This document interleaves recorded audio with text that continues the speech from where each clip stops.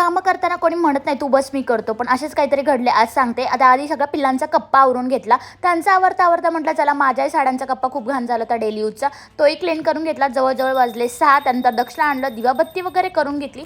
आता होता संध्याकाळच्या जेवणाची तारीख. काय करावं रोज भाजी हा मोठा प्रश्न. वाटाणा होतात, चला म्हटलं आज पण वाटाणा बटाट्याचे वरण न करता आमटी करूयात. आणि छान असं वाटाणा बटाट्याचा मेनू मी तयार केला. आणि त्यानंतर रस्सा भाजी मी त्याचीच करणार होते. आणि त्यानंतर म्हटलं डांगर काढूयात आपण चणापिठाचे. तुमच्याकडे काय म्हणतात त्याला नक्की सांगा. माझ्याकडे 2 माहिती आहेत मला, डांगर आणि दिरडा असं म्हणतात त्याला. आणि छानपणे डांगराची तयारी करून घेतली. इकडे मीठाचा उद्योग सांडून ठेवला. आणि तुम्हाला सांगते नको असतानाच काम करायला मदत करायची असते यांना. हेच ते माझं. मला असं बस म्हणलं कोणीतरी चालेल, तर मला म्हणतो की मला वरती चढून भाकरी करायची.